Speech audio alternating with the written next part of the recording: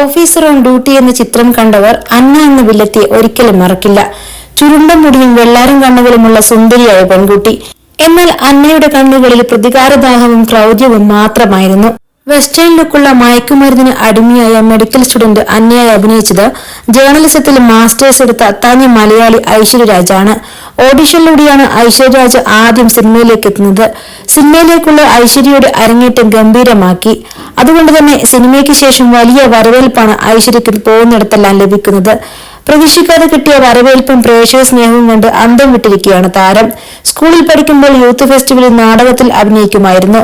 ജില്ലാതലത്തിൽ മികച്ച നടിക്കുള്ള പുരസ്കാരവും ലഭിച്ചിട്ടുണ്ട്. പിന്നീട് ജേർണലിസം കോഴ്സ് പഠിക്കുന്നതിനിടെ ഒരു ഷോർട്ട് ഫിലിമും ചെയ്തിട്ടുണ്ട്. ഇതൊക്കെയാണ് ഐശ്വര്യയുടെ അഭിനയത്തിലുള്ള എക്സ്പീരിയൻസ് എന്ന് പറയുന്നത്.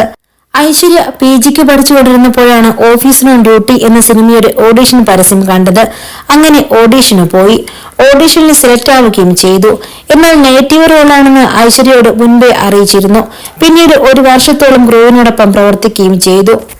വളരെ പ്രാധാന്യമുള്ള നെഗറ്റീവ് കഥാപാത്രം ആയതുകൊണ്ട് തന്നെ ചെയ്തു ഫലിപ്പിക്കാൻ കഴിയുമോ എന്ന ആശങ്കയായിരുന്നു ഐശ്വര്യക്ക്.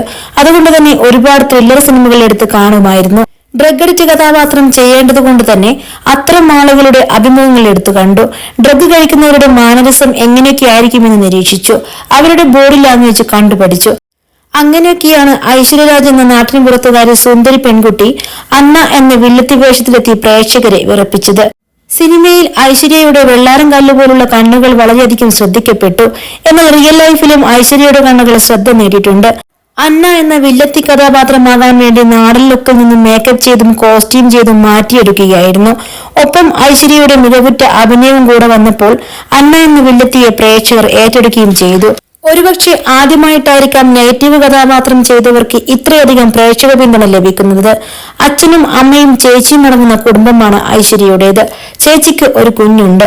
ഐശ്വര്യക്ക് സിനിമയിൽ കിട്ടിയ കഥാപാത്രത്തെക്കുറിച്ച് പതുക്കെയാണ് വീട്ടിൽ അറിയിച്ചത്. എന്നാൽ സിനിമ പുറത്തിറങ്ങിയപ്പോൾ വീട്ടുകാരും കുടുംബാംഗങ്ങളും നാട്ടുകാരും കൂട്ടുകാരുമെല്ലാം വളരെ നല്ല അഭിപ്രായം പറഞ്ഞതിന്റെ സന്തോഷത്തിലാണ് ഐശ്വര്യ ഇപ്പോൾ.